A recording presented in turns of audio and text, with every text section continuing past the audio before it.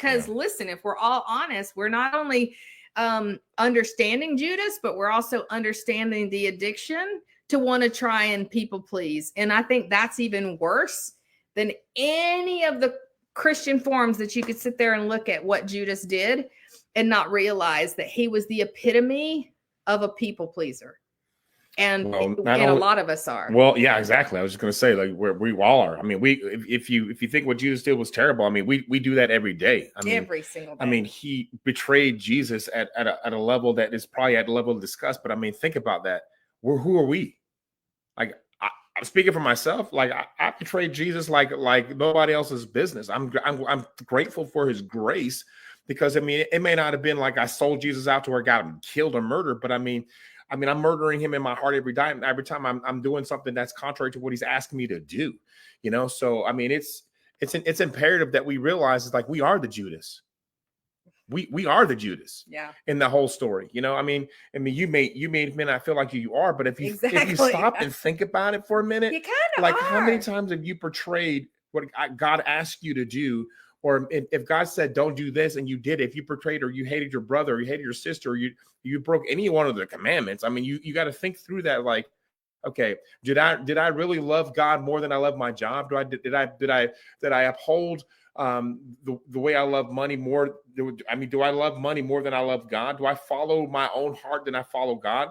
I mean, we're portraying ourselves. Yeah, and Barabbas as well. It's like, how can we really see that we're not Judas when we are actually Judas in this whole story? But there's a saving grace in that too as well. We don't have to let the enemy gut us out. Yeah, exactly. So God uses our stories, so that's why that whole story is in there. God uses that story, and he's going to use your story as well too. And there is a there's a scripture that says that in this, it says that that we need to share our testimony. Was it Revelation 12:11? Yeah, say it. Well, why did you ask me? Sorry. We are saved by the blood of the Lamb and the word of our testimony, and we did not love our lives until the death. Thank you. Oh my gosh, we need sleep. We definitely need sleep. NKJV. Seriously. So, anyways, but I mean, there's power in our testimony is what I'm getting after, and God has given you a testimony for people to hear.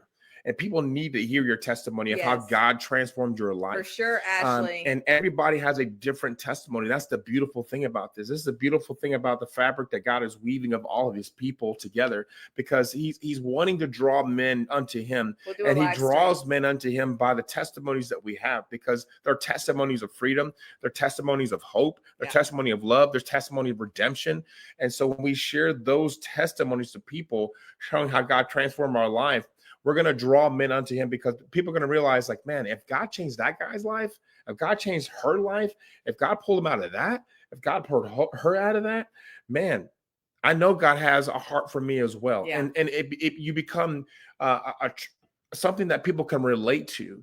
And people are drawn to that. They're like, man, if God can change them, I know that God can change me. And it gives people hope. So like we said this several times, like our testimonies are bridges of hope to God. Yeah. And so when we share our testimonies to people, it opens up a bridge for people to come to God, because they realize, it's like, man, if God changed that guy's life, he was a drug user, he was a pornography user. He was into pornography, or he was into drugs, or he was alcohol. He murdered somebody. Whatever your testimony is, God is a God of redemption. He wants his kids. He wants all of his kids into heaven. And so if you become that bridge of hope, God's going to want to open that door by using your testimony.